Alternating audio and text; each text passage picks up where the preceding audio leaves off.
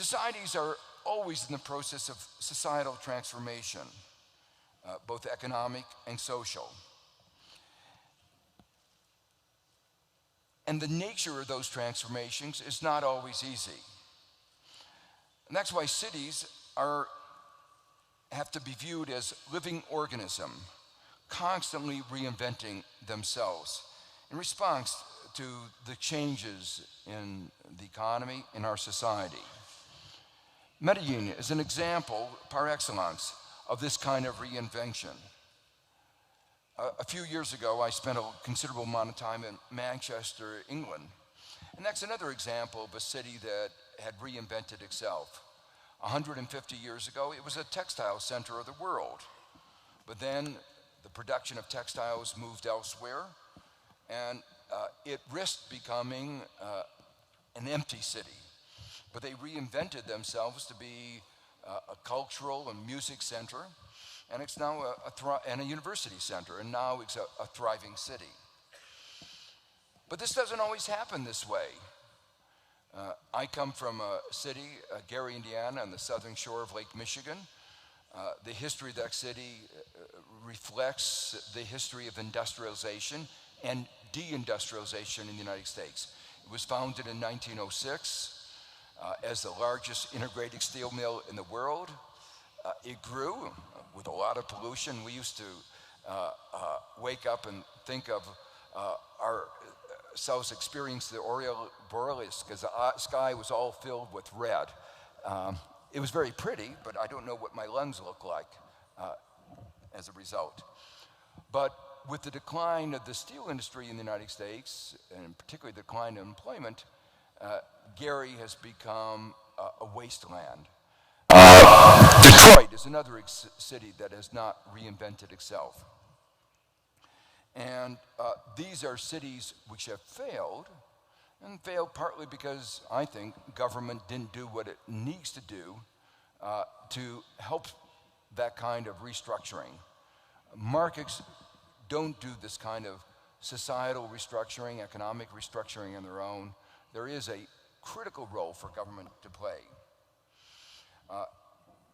It plays that role in urbanization and in restructuring cities in the light of these economic and social transformations. But among the important social transformations going on is what I began on the first slide I pointed out, is the process of urbanization itself, the movement from the rural to urban centers. And that process is, again, something that has to be managed and managed very carefully. And I'll come back to that a little bit later. As I said, a major theme that I want to emphasize is that the cities are where the major debates in our society get played out. And at the highest level, the two most important questions that we're facing are, what are our basic values? What is it that we are striving for? And how can we achieve that which we are striving for? And so let me talk a little bit about each of these. The critical issue in the area of how it is that we achieve what we want to strive for is the question is, what is the role of the government? What is the role of the state?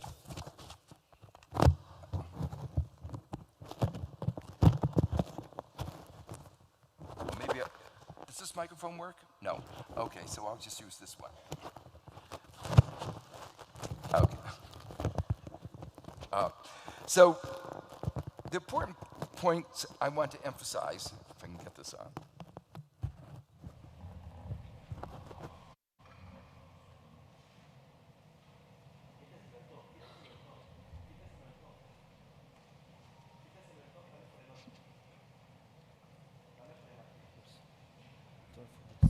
You can do that? Okay, I'll talk from here. Okay.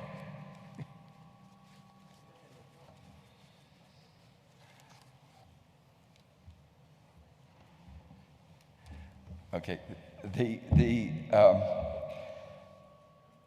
important point I want to emphasize is that many of the central issues that are being faced by society today, issues like inequality in the environment and societal transformations that I just talked about, are arenas where market failures are rife. And because there are market failures, markets on their own won't be able to solve them. We can't leave these important issues, which are absolutely essential to the future of our society, to the market. In fact, many of these issues are problems that have been created by the markets. Markets have led to the environmental problems, have led to the high levels of inequality. And the only way that we can create the kind of society I think that we want to create is by having an important role of the state. That doesn't mean that the government can't and shouldn't use market mechanisms, and a variety of the market will play an important role, but it is also the case that the state will have to play an important role. And what worries me is that in some of the debates over the last 20 years, we've lost the kind of balance between the role of the state and the role of the market. As I look around the world and look at the countries that have been most successful in development, for instance, the countries in East Asia, in each of these countries, the government, the state, has played a very important role. In fact, most of these countries have been described as having a developmental state, where the state sees one of its central obligations as promoting the development of the country, promoting making sure that the benefits of growth are equitably shared, that the environment is protected. As we think about cities, though, we need to extend the idea of the developing state to cities, to think of the idea of the developmental city. There are a few examples of city-states like Singapore, where the government played an absolutely central role in the very successful development of that city-state. But there are also successful examples of the developmental city, or the developmental role of government in cities, of which Medalla has provided some important examples. I want to turn now to the other issue. The other basic issue is what it is that we're striving for. Here, the basic question, the basic idea is that we need to go beyond GDP. A city's GDP or a country's GDP is not a good measure of well-being. Robert Kennedy, the brother of President Kennedy, once put it very forcibly. What he said is that GDP measures everything, in short, except that which makes life worthwhile. I chaired an international commission on the measurement of economic performance and social progress, and it too concluded that GDP was not a good measure. The report of that commission is available in a little book called Mismeasuring Our Lives, Why GDP Doesn't Add Up. And among the things that we emphasized were missing were broader measures of well-being, quality of life, security, and all its dimensions, equality, sustainability. Cities that have pursued GDP have often not delivered in terms of improved standards of living. They've wound up highly congested. And one of the interesting things is that when you do studies of what people enjoy and what they don't enjoy, at the very bottom of the list of things that they find most unpleasant is time spent commuting, and especially time spent commuting in a congested environment. And again, another important aspect of standard of living is the environment, the pollution that I referred to earlier. But in fact, one of the important themes that I want to come back to is that cities that make a mistake and don't emphasize these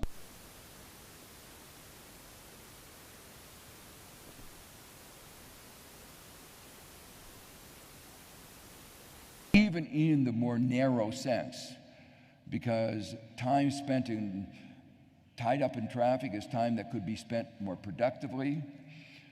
pollution makes unattractive for firms to move into that city, and the adverse effect on health inevitably is going to increase, have an adverse effect on productivity. So if GDP is not what we are striving for, what is it that we should be striving for? Well, I used to say that we ought to be striving for livable cities, which requires obviously addressing the environmental issues, but going well beyond that, providing public transportation, providing public parks, a whole host of things that make cities places that are livable. But I now think that that was really too modest of a goal. We need more than that. We need aspirations beyond just being livable. And that's why I like the motto of this conference, talking about cities for life. I think it's important to think about what is important for people, and putting that first. When I was part of President Clinton's first administration, President Clinton's motto when he ran for president of the United States was putting people first. And some people thought, well, that was just a slogan, but it's actually a very good organizing principle. If you just think about what it is that people care about, you actually have a good agenda for what it means to create cities for life. So, for instance, one of the things that is absolutely essential is employment. But it's not just jobs, it's decent work, and decent work in the terms that the ILO has talked about it. It's affordable housing, but it's also housing in neighborhoods that are attractive. And I'll come back to the importance of not having economic segregation in housing. It's important to have centers for civic engagement. In our democracies, we have a more vibrant democracy if there are places where we can engage in civic activities. And among those civic activities are those related to the promotion of culture and education. More broadly, it's important to provide opportunities for all, allowing all our citizens to reach their potential, providing security, providing dignity. Well, these issues that I've just talked about, of course, play out at every level, not just cities. They ought to be at the center of national economic policy, state economic policy, as well as city economic policies. But there's a particular way in which they play out in cities. And what I want to spend a few minutes now talking about are the challenges of cities and the opportunities of cities. And in fact, both the challenges and the opportunities of cities relate to the high density. The high density associated with cities gives rise to large externalities, what economists refer to as externalities, where the actions of one individual has very big effects on others. When you're living in an isolated place, you don't have to live with other people, then the myriad of externalities are just much less obvious. But in cities, you can't ignore these externalities that I already mentioned. Externalities are related to congestion, environment, noise, every aspect of the way we live in cities. And that means that necessitates planning, even in an area where planning has been widely rejected. There is no substitute. And the reason why I really want to emphasize that is that there's been a set of ideas, sometimes related to neoliberalism. The view is that economic planning has been a failure. Whether that is or is not the case is not what I'm talking about. What I want to argue is that you cannot have successful cities without planning, and I'll come back to that in a few minutes. I already referred to the fact that cities have to be constantly reinvented. And there are always going to be difficulties of dealing with the inherited past, dealing with the people who have to be moved from one place to another. And as I said before, markets don't deal well with this kind of restructuring. There's a well-developed theory, economic theory, explaining why markets don't deal well with this process of restructuring. Well, there are a couple key implications of this. The first is that because it's so hard to restructure cities, it's very important to get it right the first time. Decisions have to be made for the long run. Mistakes made today will bear consequences for years to come. And this is especially relevant in the area of global warming. We need to be very sensitive to the impact of our cities on greenhouse gas emissions, how we lay out the cities, how we construct our houses. That kind of infrastructure will be with us for 30, 40, 50, 60 years. And if we make mistakes today, it will mean that we will have more pollution, more greenhouse gases for decades to come. And the key message of this is there's a certain urgency. There's a real urgency in thinking about how we are addressing these key issues of design of our cities. So I want to talk a little bit more about planning. And what I said before is that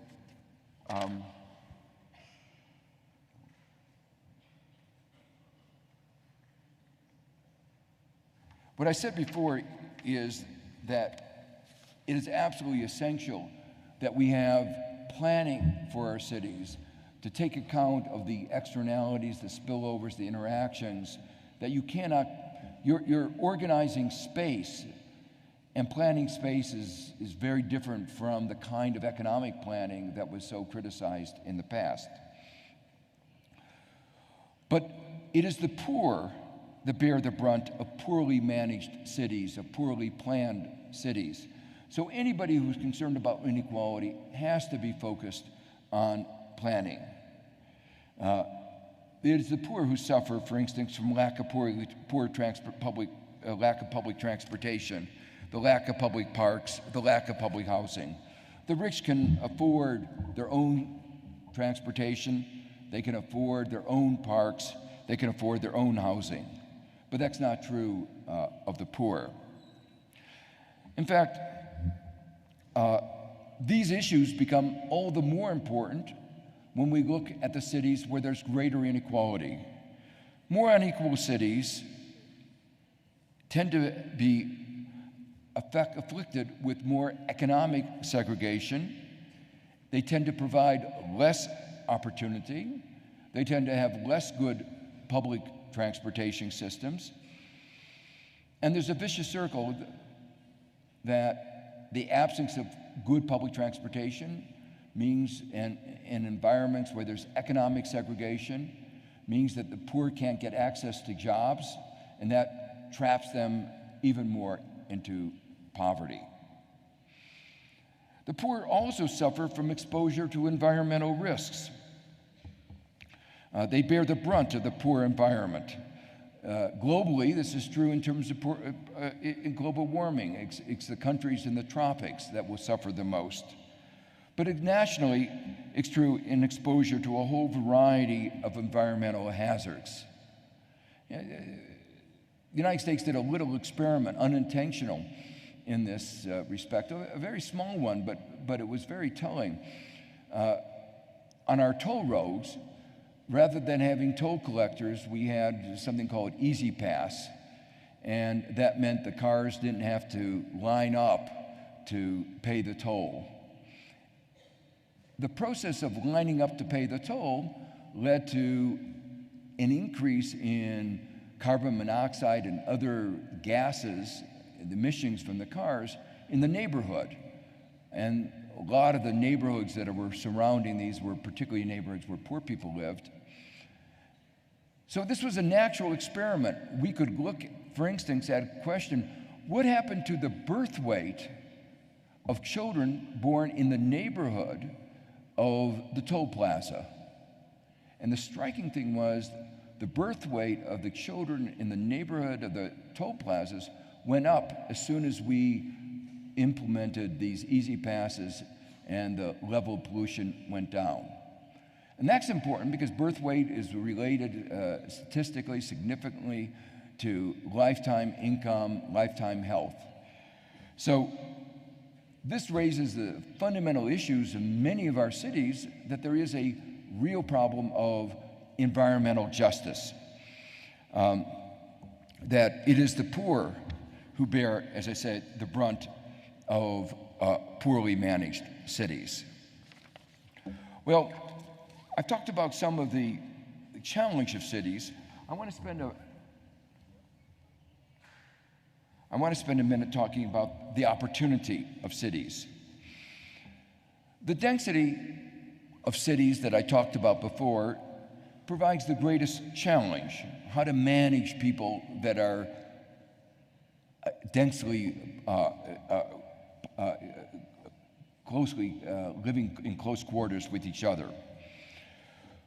But that very density is also the source of the greatest opportunity, because it's the interactions of individuals with each other, the constant interactions, that gives rise to the kind of creativity that we think of as in our most flourishing cities. Cities have always been at the center of new thinking. If we go back to the 18th century, it was the Enlightenment.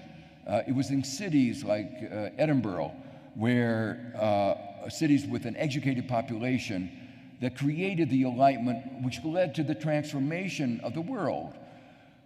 For thousands of years before the Enlightenment, standards of living had remained basically stagnant. And then suddenly, with the Enlightenment, with the science, we began the transformation that led to the enormous increases in standard of living that we are all from which we have all benefited. So the important thing is that this kind of new thinking is the natural consequence of high density if the right conditions are satisfied, and among those right conditions are education. There's another reason why I think cities represent such an important sense of opportunity. Right now, in many of our countries, certainly in the United States, we are being afflicted with political gridlock. But with political gridlock at the national level, cities are where it's happening. And the reason for that is that people, because they live together, have come to understand, I think, that there has to be compromise. They have to find ways by which they can reach agreement, by which they can live together. Well, I want to now turn to one of the overarching themes of this talk this evening, and that is the intertwining of economic, social, and environmental sustainability. Remember, I began the talk saying that we needed to broaden the agenda beyond environmental sustainability to include economic and social sustainability. And what I want to say is actually all of these are interrelated, and if we want to get societies that are marked with more equality, we have to focus on the environment, as I've talked about. If we want to have sustainable economic growth, we actually have to also focus on environmental sustainability. Let me begin by talking about what we might call economic and social sustainability, and a key ingredient here is inequality. Inequality leads to poor growth and a lack of economic sustainability. This was one of the main messages in my recent book, The Price of Inequality. I want to emphasize why I chose that title. I chose that title because I wanted to stress that we pay a high price to our economy, our democracies, our society for today's extreme levels of inequality. What I find so striking, I'm very pleased with, is the view has now become mainstream. As many of you know, I've been very critical in the past of the IMF. I used to suggest that it had done a very good job at increasing inequality in many countries. But the new views of the IMF are very much in line with what I've been emphasizing. They have been stressing the fact that inequality leads to poor growth and economic instability. And at least in their speeches so far, they have repeatedly emphasized the importance of striving for more inequality. But this is a major change in perspective. It used to be when we talked about inequality, people would say, oh yes, well, I can understand why you don't want inequality, but if we do anything about it, we'll kill the goose that lays the golden egg. We will pay such a high price in terms of economic growth that it won't be worth it. Of course, those were mostly the people of the 1%, the top, that were saying that. But that was a widespread view that you would see in many economics textbooks. But the view that I'm trying to articulate this evening and that I try to put forward in my book, The Price of Inequality, is there is not a trade-off between growth and inequality, at least the extreme forms of inequality that are evident in the United States and many of the countries in Latin America and many countries around the world, that we can have both more growth and more equality, that the two are actually complements. There are many dimensions to inequality, and in this short talk this evening, I can't go through all of them. There's inequality of income, inequality of wealth. Inequality of wealth is actually much greater than inequality of income. One of the ways that Oxfam brought out the degree of inequality of wealth was in a little brochure that they put out at Davos last January, where they said one bus with something like 83 of the world's richest people, most of them at Davos, had as much wealth as the remaining 50% of the world's population, the other 3 billion people. So that illustrates that inequality of wealth is much greater than inequality of income. But there's also inequality of health. Life expectancy in the United States between the rich and the poor is very, very large. And that's true in many other countries where there's not a good public health care system. There's inequality in security. People, the poor feel always less secure than those that are rich. But one of the most disturbing aspects of inequality today is inequality of opportunity. Not only is there a high level of inequality of outcomes, with more money at the top, a hollowing out of the middle, more people in poverty, and this is true in most countries, but there is a lack of opportunity. The life prospects of a young American are highly dependent on the income and education of their parents. And as an American, I've always been very especially sensitive to this issue because we've tried to convince ourselves and to convince the rest of the world that this equality of opportunity is a basic American value. In fact, we think of it as we call it the American dream. But the data show that it's a myth. That in fact, the life prospects of a young American are more dependent on the income and education of his parents than in virtually all the other advanced countries, including those old countries in Europe that we castigated as being rigid and less dynamic. The fact is that they have achieved greater equality of opportunity than the United States. So, and the differences are especially marked between the United States, for instance, and countries like Denmark. The reason why I stress this, particularly in the context of an international meeting, is in many countries, many countries are trying to aspire to imitate the American economic model. And I just want to caution you that be careful about what you wish for. Because America, as I say, has achieved the highest level of inequality in outcomes of income among the advanced countries and among the lowest level of equality of opportunity.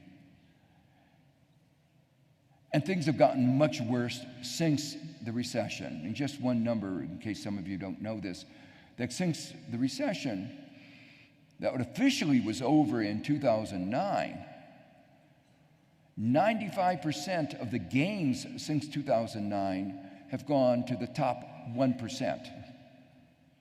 So that most Americans don't know that the recession is over. Well, I believe that these outcomes are not inevitable, that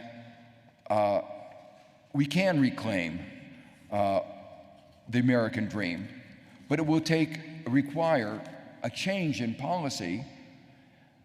One of the reasons that I believe that it can be reclaimed is the very fact that I mentioned before, that there are countries around the world with much higher levels of equality, much higher levels of equality of opportunity. And there are even countries in the world where equality is increasing, including in several countries in Latin America, admittedly from a very low base, a base where there is a high level of inequality, but in Brazil, in Colombia, in Bolivia, in many countries in Latin America, inequality is coming down. And one of the reasons that it's coming down is there's been such a concern about the high level of inequality that they've changed policies, they've begun to focus on issues of equality and equality of opportunity. They've begun to focus on the policies that make a difference. So, as an economist, what I want to stress is that the high level of inequality that we see in the United States and in many other countries is not just the result of economic forces. It's the result of the policies and the politics. And that should give us hope, because it means if we change those policies, we can change inequality. Now, one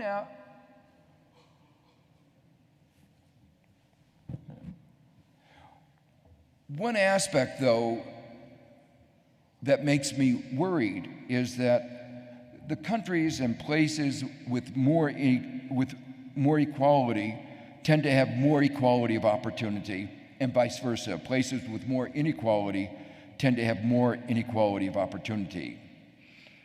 And that, too, should give us a sense of urgency.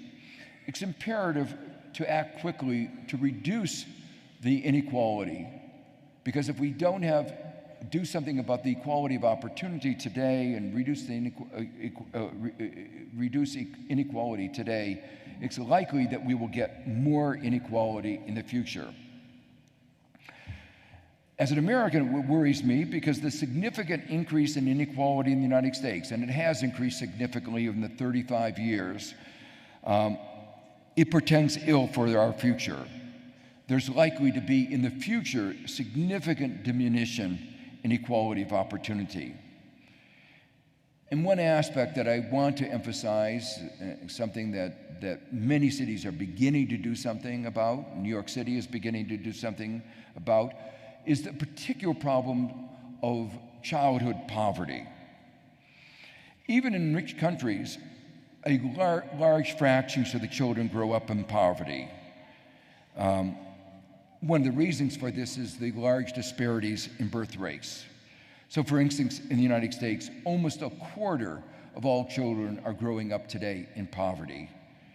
And because those who grow up in poverty don't have the opportunities that the others have, it means that in the future, we are likely to be plagued with even more inequality.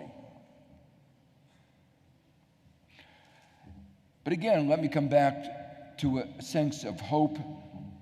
Some cities have created less inequality of opportunity and more equality of outcomes.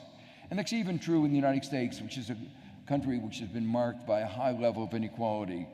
There are cities like San Francisco and San Jose where they have created much higher levels of social economic mobility, much higher levels of opportunity. And there are cities like New York that are today trying to do that. So the key lesson is the one that I just mentioned a moment ago. Economic laws operate everywhere. Differences in outcome are a result of politics and policies. And every aspect of our economic and social framework contributes to inequality and the inequality of opportunity. And so there's both a glimmer of hope, but a word of caution. A change in policies could create greater equality of opportunity, if we could only get our politics right. But there is a vicious circle. Economic inequality translates into political inequality, and political inequality can be used to augment political and economic inequality by writing the rules of the game. And so many of us, particularly in the United States, are very concerned that we have been moving in the wrong direction, writing rules of the game that are leading to more inequality, and that's why we've had such a great increase in inequality in the last 30 years, and more political inequality and less equality of opportunity. Again, the reason I'm emphasizing this is also because there are important lessons for all countries around the world, because the way you write the rules of the game do make a difference. And if you follow the rules of the game that are being advocated by the United States in many of its respects, in some of the trade agreements, if you follow those rules of the game, you'll wind up with the same kind of bad outcomes that the United States has arrived at. Well, urban inequality represents a special blight, a special problem, precisely because of the close juxtaposition of the rich and the poor. And that close juxtaposition highlights the divide in a society, especially when there are extremes of inequality. It's often linked to crime and other problems affecting the security of all, and therefore, even the well-being of the rich. You know, Adam Smith, the founding father of economics, wrote a very most influential idea in economics was the invisible hand. And the idea of the invisible hand was the pursuit of self-interest would lead as if by an invisible hand to the well-being of everybody in society. Well, we know it's not true. We know that the pursuit of self-interest, which is sometimes read as greed by the bankers, did not lead to the well-being of everybody in our society. It led to the global financial crisis. But the closer reading of what Adam Smith meant to say, or what he did say actually, if you read his previous book, The Theory of Moral Sentiments, what he talked about was not the pursuit of self-interest in the way that it's understood by, you might say, the greedy bankers, but he meant the pursuit of self-interest rightly understood, understanding that we are all part of a society. And if we live in a society in which some part of that society is a significant part of that society is not doing well, we all suffer. That if we live in a society in which we have the extremes of inequality that mark the United States, Latin America, many other parts of the world, everybody suffers. There are many ways in which they suffer. This was the main theme of my book, The Price of Inequality. They suffer economically, they suffer socially, they suffer from security. So these problems, as I say, play out particularly within cities. They play out in terms of insecurity, but they play out in a number of other ways. The poor without adequate health care can be carriers of disease. 19th century cities with their high density population were actually very unpleasant places to live because they were riddled with all kinds of diseases. There's a risk of contagious diseases, especially serious in close quarters, which is the key role of public health and good sanitation and adequate housing. Poor environment contributes to poor health, and poor health contributes to poor economic performance.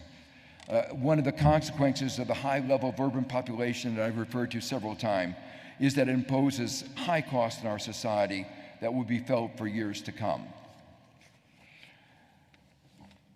Several times in this talk, I've emphasized these kinds of vicious circles. High inequality leads to poor economic performance, high instability leads in turn to more inequality. Poverty and inequality lead to poor health, a poor environment. They can't afford to make investments that would improve the environment. And poor health and a poor environment in turn lead to low income.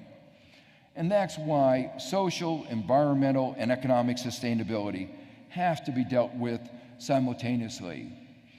And cities that have realized that, have tried to put together integrated programs that address all aspects at the same time, are the ones that are going to be successful in addressing each of these problems. All of these are necessary if we are going to achieve what I call livable cities or cities for life. So that brings me to the hope for cities. Because people in cities see inequality and its consequences so much more clearly, if they can create a sense of solidarity and community, it may be possible for them to address inequality in ways that national governments seem to be failing.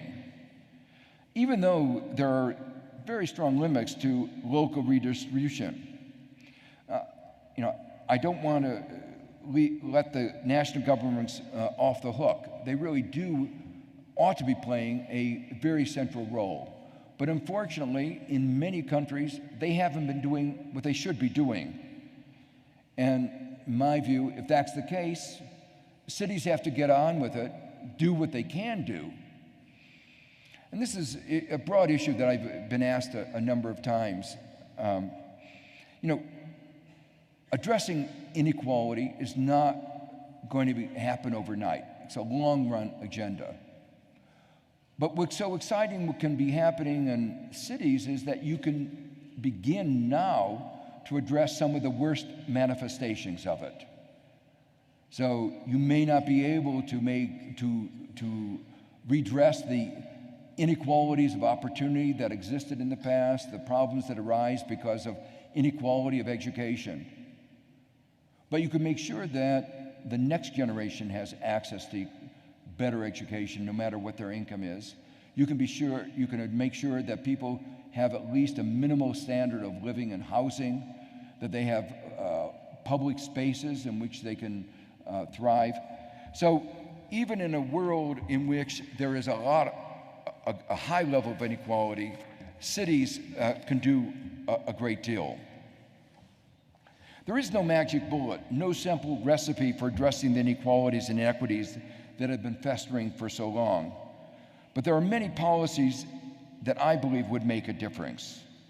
Public transportation, including access to jobs. That was one of the vicious circles I talked about before, that without public transportation, the poor can't get access to jobs, and then they remain poor. Robust growth through the creation of jobs. Good education for all, enabling all individuals to live up to their potential and making it more attractive for investments. The nature of the economy is changing. It used to be that people got a job, worked for a firm, stayed with the firm for a lifetime or for at least a very long time. But today, there's rapid job turnover. Firms are not providing the kind of, for the most part, the kind of education, of retraining in a constant way. And that's why the education systems of today have to be aware of this change in the economic landscape. They have to be focusing on lifelong learning. But the internet has really also changed the nature of the education in a different way.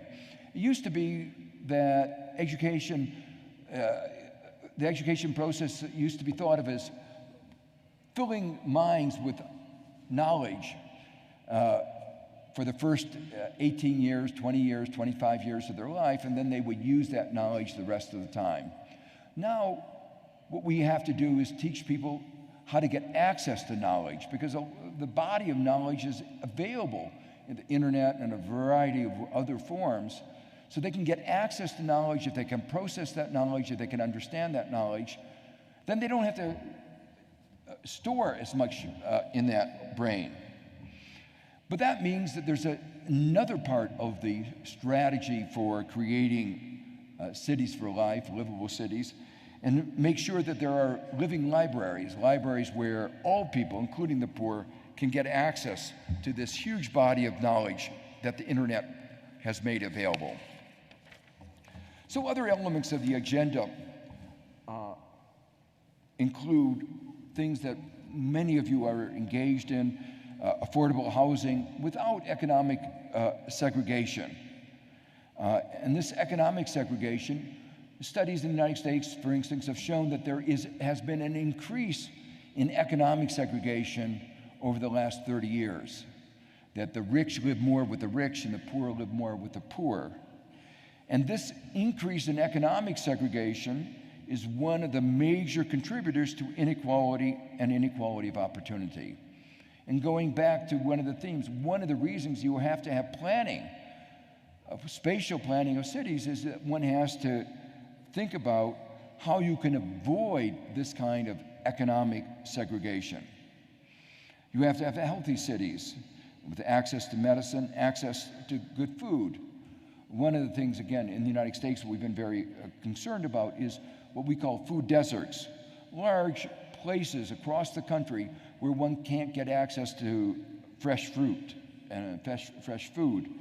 And one of the contributions of Mayor Bloomberg in New York was to really attack this issue and to make sure that there was access to fresh fruits and vegetables everywhere in the city.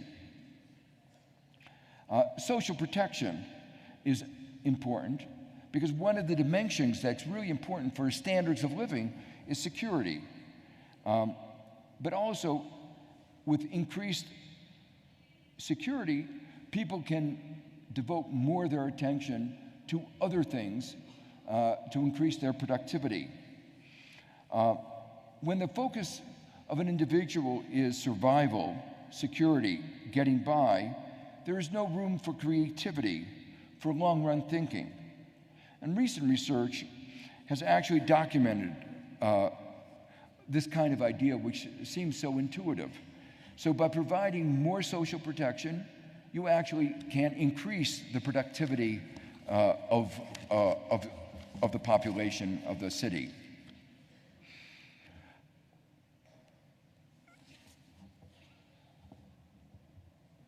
What I've just described provides some of the preconditions for creating livable cities, cities for life, but still more is needed. And I've listed some of the things here: unique culture, civic engagement, promoting interconnectivity, all of which helps to define a sense of community. Again, another very interesting area of research is people trying to assess what contributes to individual sense of well-being. And one of the outcomes of this research is that being connected, interaction, social engagement, civic engagement, is one of the important aspects of things that contributes to individuals' own sense of well-being. But of course, it also then makes for a stronger city. It makes for a more thriving community and for a more prosperous city. The outcome of what I've just described is that if we can do all of these things, we can replace the vicious circles that I described earlier with virtuous circles that help create more prosperous communities, and communities that are in which there is more vibrant life. So the main message of this talk is very simple. Things are pretty bad. What I've tried to describe is some of the ways that things have not been working out around the world. Pollution, inequality. If I were to say, where are we now? I'm very concerned about the environmental sustainability. We have only one planet. Reminds me of a cartoon. Two planets were going around the world. We're going around in the planetary out in the stars, and they approached each other, and one had a big frown and the other had a big smile, and the one with the smile said to the one with the frown, "What's the problem?" And the one with the frown said, "People." And the one with the smile said, "Don't worry, it doesn't last for very long." So the point is that we have only one planet. If we don't treat it right, there are not 1,000 other planets. We can't just migrate and try and say, "Oh, well, that experiment didn't work out right. Let's try another one." We have only one planet, and we have to make it work. So that's why environmental sustainability is absolutely essential. We have no choice. But we have more problems than environmental sustainability. We have a problem of inequality, social and economic sustainability. And right now, where we are, I don't think we are sustainable. But what I've tried to articulate is that there is an element of hope. There's an alternative world is possible. We don't have to continue on the current path, a path that was marked by increasing inequality and decreasing equality of opportunity.